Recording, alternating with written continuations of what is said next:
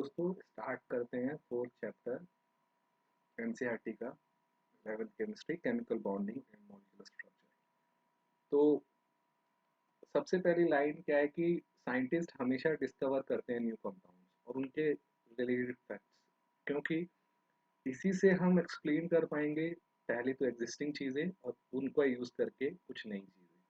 तो यही एक लाइन शुरुआत के चैप्टर के सबसे जो केमिकल बॉन्डिंग का चैप्टर है उसमें लिखी हुई है। बहुत ही सिंपल शब्दों में मैंने बता दिया। तो मैं बहुत ही एक्साइटेड हूँ इस चैप्टर को लेके, क्योंकि ये one of the favourite topic था कभी मेरा 11th केमिस्ट्री का।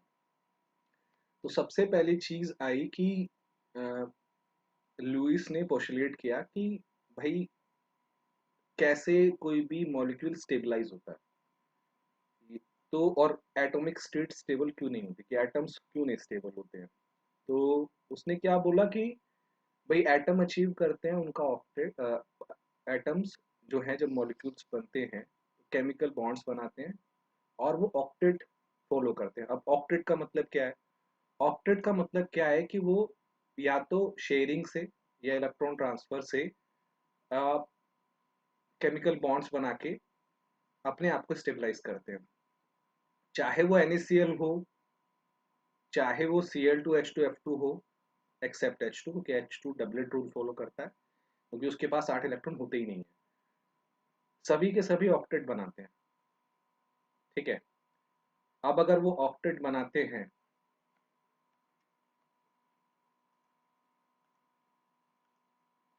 तो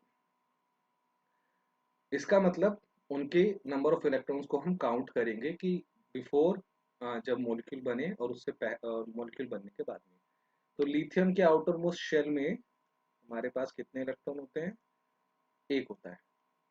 बेरिलियम के दो होते हैं, ये तो हमें पता ही है। बोरान के तीन, कार्बन के चार। यानी अगर लिथियम को बनाना है या लिथियम और हाइड्रोजन को बनाना है तो एक और चाहिए। वैसे तो Cl के साथ बनाता है, लेकिन ठीक है। नाइट्रोजन को तीन चाहिए ऑक्टेट कंप्लीट करने के लिए, ऑक्सीजन को दो चाहिए, क्लोरीन को एक ही चाहिए।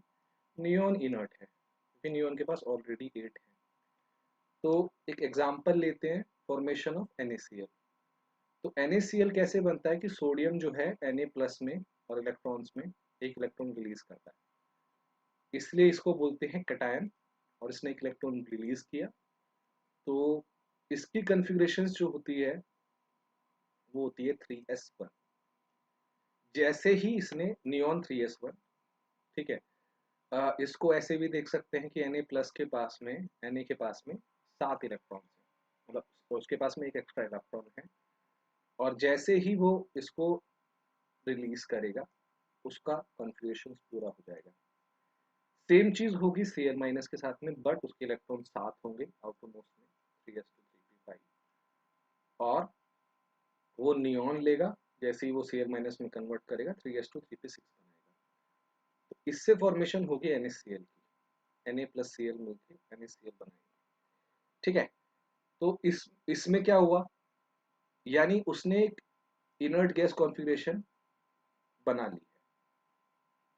ठीक है। इनर्ट गैस में मोस्टली उनका मतलब मोस्टली नहीं, हमेशा ही उनका वैलेंस शेल कंप्लीट होता है। तो बॉन्ड फॉर्मेशन क्या होगी? अब अगर हम इस कॉन्सेप्ट से देखें, as a result of electrostatic attraction between the positive and negative ions, this is termed as electrovalent bond. ये इलेक्ट्रोवैलेंट बॉन्ड है, इलेक्ट्रॉन से एसोसिएटेड है तो इलेक्ट्रोवैलेंट बॉन्ड है। और इलेक्ट्रोवैलेंसी क्या है? जितना भी हमने नंबर ऑफ चार्ज लूज या गेन किया है। ठीक है। तो ये पोस्टुलेट किया था कोशल्स ने। ठीक है। उन्होंने क्या बोला कि आयन फॉर्मेशन हमेशा इलेक्ट्रॉन ट्रांसफर से होती है अगर वो आयनिक कंपाउंड्स बनाता है। इसी को ऑक्टेट रूल बोलते हैं, मतलब इसी से एसोसिएटेड है ऑक्टेट रूल। क्या कहता है ये कहता है कि एटम्स कंबाइन करते हैं by transfer of valence electron from one atom to another atom. इसे बोलते हैं गेनिंग या लूजिंग। ट्रांसफर भी कर सकता है, लूज भी कर सकता है। ठीक है। और बाय शेयरिंग, इसको बोलते हैं कोवलेंट बॉन्ड। ये आयनिक बॉन्ड ट्रांसफर जब होगा तब आयनिक बॉन्ड्स बनेंगे, जब शेयरिंग होगी कोवलेंट बॉन्ड्स बनेंगे। इसी को बोलते हैं ऑक्टेट रूल। अब हम कुछ एग्जांपल्स लेने वाले हैं। तो सबसे पहला हम कोवलेंट बॉन्ड का एग्जांपल लेते हैं, Cl2। Cl2 के वैलेंस में 7 इलेक्ट्रॉन हैं, दूसरे Cl2 के साथ कंबाइन करेगा उसके पास भी 7 हैं, तो इन दोनों के बीच में एक शेयरिंग हो जाएगी और दोनों के पास 8-8 इलेक्ट्रॉन। मैं भी खुश, तू भी खुश, हमारी खुशी का कोई ठिकाना नहीं रहा, क्योंकि हमारे पास तो 8 हो गए, हमें 8 ही चाहिए थे। तो बहुत सिंपल वे में समझ में आ रहा होगा कि Cl के वैलेंस शेयर में 7 इलेक्ट्रॉन है। जिसने सेकंड और थर्ड चैप्टर पढ़ लिया है वही को ये सब चीजें समझ में आने वाली है। वैसे तो 9th 10th भी चलेगा, ठीक है, 9th 10th में ये सब था। एक और एग्जांपल लेते हैं, वाटर। अब मैंने वाटर क्यों चूज किया, क्योंकि वाटर में 8 और 2 दोनों ही हैं, ऑक्टेट और डबलेट। ऑक्सीजन के वैलेंस में होते हैं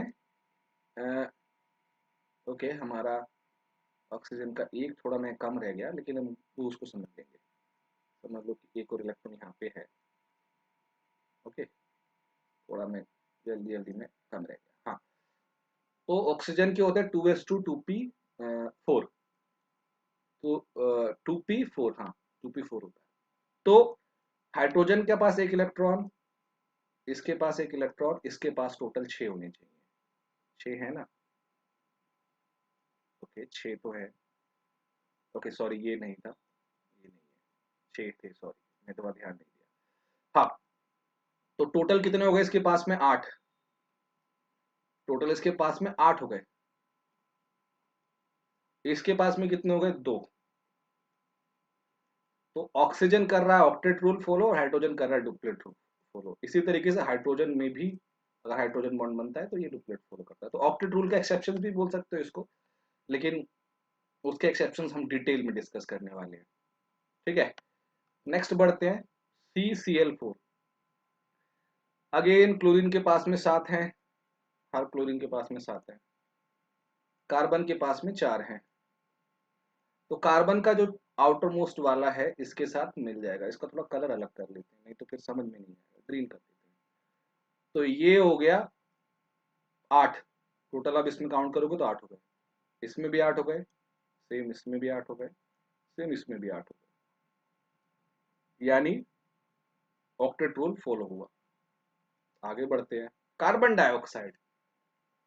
कार्बन डाइऑक्साइड बड़ा अच्छा सा केस है, क्योंकि इसमें एक डबल बॉन्ड की फॉर्मेशन होती है।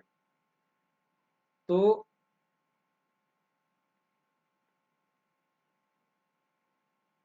ओके, थोड़ा कुछ गड़बड़ हुआ है, इसको हम डिलीट कर देते हैं, ये नहीं है, थोड़ा हम इसको डिलीट करते हैं, अच्छा रहेगा, ठीक है। कार्बन के पास में 4 होते हैं, एक, ये 4 यहाँ से हो गए। ऑक्सीजन अपने 2 ट्रांसफर करेगा, ये वाला ऑक्सीजन 2 ट्रांसफर करेगा और यहाँ पे फॉर्मेशन होगी डबल बॉन्ड की। कौन से बॉन्ड की, कार्बन ऑक्सीजन डबल बॉन्ड। तो इसको कोवलेंट बॉन्ड के टर्म्स में बोलते हैं डबल बॉन्ड। जब 2 इलेक्ट्रॉन शेयरिंग होती है तब डबल बॉन्ड बनता है, इसे बोलते हैं डबल बॉन्ड, ठीक है। बहुत सिंपल है, ज्यादा कुछ नहीं है। एक और एग्जांपल लेंगे, यानी कोवलेंट बॉन्ड सिर्फ सिंगल नहीं होते हैं, डबल भी हो सकते हैं। नाइट्रोजन। नाइट्रोजन की कमाल की बात यह है कि नाइट्रोजन के पास में 5 होते हैं। तो नेक्स्ट वाले के साथ में, अपने दूसरे वाले नाइट्रोजन के साथ में ये 3 इलेक्ट्रॉन की शेयरिंग करता है, इसलिए नाइट्रोजन में ट्रिपल बॉन्ड्स होते हैं। टोटल 8 ही रहेंगे, अगर हम ऐसे ले ले तो, ऐसे ले ले, ऐसे ले ले तो 8 है, टोटल 8 है। इसीलिए एयर में N2 सबसे ज्यादा है, क्योंकि ये नॉन रिएक्टिव गैस है। हम जब भी सांस लेते हैं तो N2O2 और बाकी सब गैसेस भी मिलती हैं, लेकिन N2 नॉन रिएक्टिव होती है, इसलिए हमको कुछ फर्क नहीं पड़ता है, वो जाती है और वापस निकल आती है। ऑक्सीजन थोड़ी सी रिएक्टिव होती है, इसलिए हमको सांस लेने में आसानी होती है, और ऑक्सीजन ही मतलब सांस लेने के लिए इस्तेमाल होती है, N2 नहीं। बहुत बार ये क्वेश्चंस पूछ लेते हैं कि एयर मिक्सचर में तो N2 ज्यादा होती है, तो तुम N2 से ही अपना काम चला लो, लेकिन ऐसा नहीं है। हमारा जो आयरन प्रोटीन है, आयरन जो है हमारा, वो ऑक्सीजन के लिए बना है, ऑक्सीजन को होल्ड करने के लिए, ना कि नाइट्रोजन को होल्ड करने के लिए, ठीक है, ये हम डिटेल्स में पढ़ेंगे फ्यूचर में, कभी भी लाइफ, कभी भी अगर सब कुछ ठीक रहा तो हम जरूर पढ़ेंगे। चलिए अब थोड़ा सा हम लुईस डॉट स्ट्रक्चर्स देख लेते हैं। तो H2 में देखिए डबलेट है, ऑक्सीजन में भी ऑक्टेट है, ओजोन में भी ऑक्टेट है। थोड़ा फॉर्मल चार्ज वाला कॉन्सेप्ट आ गया है, लेकिन ठीक है, ये अभी हम थोड़ा सा ये डिस्कस करने वाले हैं। अभी फिलहाल के लिए इसको थोड़ा सा इग्नोर कर दीजिए। तो सब में ऑक्टेट है बहुत इजीली। तो आगे बढ़ते हैं अब हम। फॉर्मल चार्ज, फॉर्मल चार्ज क्या होता है? Formal charge of an atom in a Lewis structure is उसके वैलेंस इलेक्ट्रॉन्स, जो भी टोटल वैलेंस इलेक्ट्रॉन है, जितने बॉन्डिंग है -1/2, जितने शेयरिंग है, total number of bonding shared electron. ये लॉन पेयर है, ये शेयर्ड इलेक्ट्रॉन्स है। क्या है? Total number of non bonding electron, ये 1/2 ऑफ टोटल बॉन्डिंग इलेक्ट्रॉन। आगे बढ़ते हैं। चलिए हम केस लेते हैं वन वाला, ओजोन का ही केस ले लेते हैं। इसमें वैलेंस में कितने होंगे? 6, ये हमें पता है। तो यहाँ पे पहले वाले पे निकाला 6। लोन पेयर कितना? 1, 2 आ गया, 2 इलेक्ट्रॉन है ना टोटल। शेयरिंग कितने हैं? 1 2 3, 3 मतलब 6, 1/2 ऑफ 6। इस पे चार्ज कितना होगा? +1, इसलिए इस पे +1 डाल दिया। सिमिलरली दूसरे वाले पे देखते हैं। 6, लोन पेयर कितने? 4, -1/2 हाफ, कितना आ गया? कोई चार्ज नहीं, इसलिए 0 डाल दिया। तीसरे वाले पे निकालोगे तो -1 आएगा। ओजोन बहुत ही पोलर मॉलिक्यूल है, इसीलिए एक बहुत सारी ये अपनी ये बाहर से आने वाला जितना भी, आई थिंक इसकी जो रिएक्टिविटी, रिएक्टिविटी ना बोल के मैं इसको एक मतलब वो वाला कॉन्सेप्ट ना बोल के मैं बोलता हूँ कि ओजोन का इस्तेमाल कलर निकालने के लिए होता है, क्योंकि बहुत इजीली ये वाला ऑक्सीजन लूज करके ऑक्सीजन का जो इक्विलिब्रियम होता है वो ऐसे होता है, तो सीधा रिलीज करता है O2, और ये जो ऑक्सीजन होती है ये एज ए ब्लीचिंग एजेंट काम करती है, कलर निकाल देती है पूरा। अभी तुमने कपड़ों में देखा होगा कि ओजोन वाला ये ऑक्सीजन रिच ये वो फलाना ढिमका, तो वो यही है, ब्लीचिंग एजेंट की तरह काम करवा देते हैं। तो आई थिंक ये वाला कॉन्सेप्ट भी आपको थोड़ा समझ में आया होगा। अब क्या कॉन्सेप्ट है इसमें, एक चीज समझिए कि फॉर्मल चार्ज जो है यही डिसाइड करता है कि लोएस्ट एनर्जी स्ट्रक्चर्स क्या होंगे। जिसके अंदर सबसे कम फॉर्मल चार्ज रहेगा वही लोएस्ट एनर्जी स्ट्रक्चर रहेगा। और ये फॉर्मल चार्ज किस कॉन्सेप्ट पे बेस है? कोवलेंट बॉन्ड पे। It is based on covalent bond, not an ionic bond, remember that. तो ये चीज कभी नहीं भूलनी है कि फॉर्मल चार्ज में दिख पॉजिटिव नेगेटिव चार्ज रहा है, लेकिन वो है covalent bond. Positive negative charge का मतलब यहाँ पे ये है कि आप उसको कोवलेंट से आयनिक में देखना चाहते हो, लेकिन आइडिया बेस्ड ऑन उसी पे है। शेयरिंग की बात, अब आप बोलोगे सर ये क्या फालतू बात कर रहे हो आप। देखो आइडिया क्या है?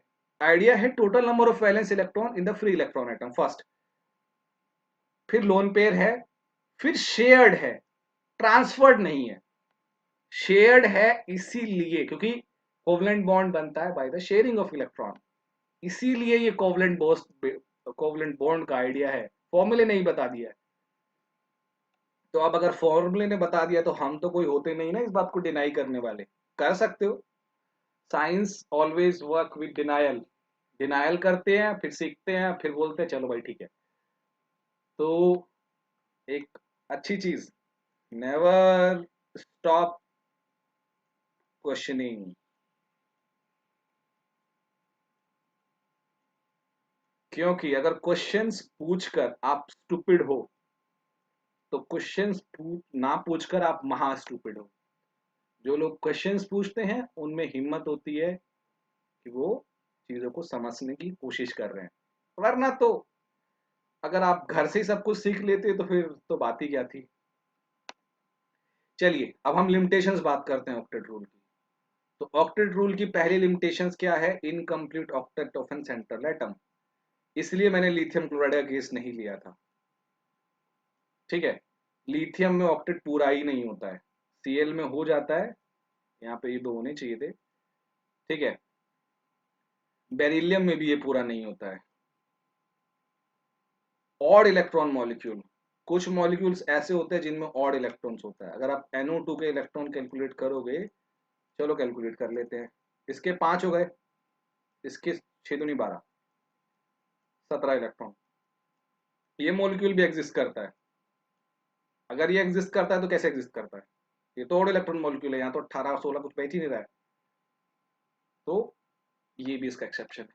दूसरा एक्सेप्शन, एक्सपेंडेड ऑक्टेट। तीसरा एक्सेप्शन, एक्सपेंडेड ऑक्टेट। यहाँ कैलकुलेट करो एक बार, अगर शेयरिंग है तो कितना हो गया? 2 2 4 2 6 2 8 2 10, 10 हो गए। साला ऑक्टेट ही खराब हो गया। ओके माइंड में, सॉरी टू से, मतलब मुझे गाली नहीं मत कीजिए। तो 10 इलेक्ट्रॉन्स हो गए, यहाँ पे 12, यहाँ पे भी 12 से ऊपर, तो 10 12 12, 12 ही है। तो कमाल की बात है, ऑक्टेट इलेक्ट्रॉन रूल नहीं फॉलो हो रहा है। नेक्स्ट, ऑक्टेट रूल ओबे होता है और कंपाउंड भी मिलते हैं सल्फर के। ऐसा नहीं है कि सल्फर सिर्फ 10 12 वाली बनाता है, ऑक्टेट रूल फॉलो करने वाले कंपाउंड्स भी सल्फर बनाता है। तो ये तो कमाल का ही एटम हो गया सल्फर।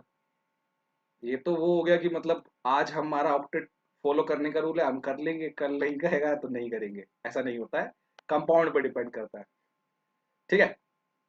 तो अब सिंपल सी बात है, इससे हमें क्या क्या ड्रॉबैक्स और भी हो सकते हैं। पहला, ये आइडिया ही बेस्ड है इनर्ट गैसेस पे।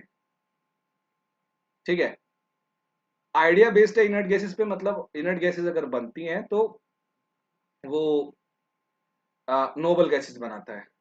ठीक है, अब अगर नोबल गैसेस बनाता है तो यानी नोबल गैसेस पे अगर ये आइडिया रहेगा तो इसका मतलब सिंपल ये हो गया कि भाई ठीक है, जिनोन क्रिप्टन विप्टन इस पे ही बेसिस रहेगा, मतलब हीलियम न्यूरॉन इन्हीं बेसिस पे आइडिया। लेकिन बहुत सारे कंपाउंड हैं जिनोन के और क्रोमोन के, अगर आप 12th में जाओगे ना तो इतने कंपाउंड है जिनोन के, एक पूरा एक सेक्शन है इसको डेडिकेटेड जिनोन के ऊपर, तो पढ़ने पड़ेंगे। यानी जिनोन का तो कभी कंपाउंड ही नहीं बनता। इसका मतलब क्या है कि जो हम पढ़ रहे हैं, जो हम सुन रहे हैं, जो हम समझ रहे हैं, वो लिमिटेड है, हमें और भी पढ़ने की जरूरत है। अब इससे कहीं पर भी मैंने ये बोला कि ये भाई लीनियर है, ये बेंट है, ये टेट्राहेड्रल है, पढ़ा तो हो गई ना ये सब। तो अगर ये हमने बात ही नहीं करी तो ये तो idea shape of the molecule बता ही नहीं रहा है। एक और ड्रॉबैक मिल गया। अब अगर रिलेटिव स्टेबिलिटी की बात आती है, इसमें आता ही नहीं है। कोई नहीं बता सकता कि कौन ज्यादा स्टेबल है कौन कम स्टेबल है। तो और सबसे इंपॉर्टेंट चीज हमारी जो केमिस्ट्री में है, हम कुछ भी बनाए उसकी स्टेबिलिटी चेक करनी पड़ती है, स्टेबल है कि नहीं है। तो ये भी ये नहीं बताता है। दुनिया भर की ड्रॉबैक है लुईस स्ट्रक्चर्स में, लेकिन फिर भी हम यूज करते हैं क्योंकि यही एक फाउंडेशन था उस समय कि हमें फाउंडेशन तो उठानी बिठानी पड़ेगी ना किसी तरीके से।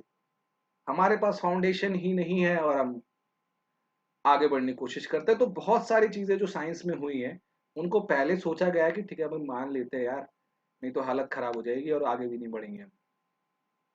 तो आई थिंक ये स्मॉल कर दे, इतना ही कर देते हैं, उसके बाद हम आगे बढ़ेंगे।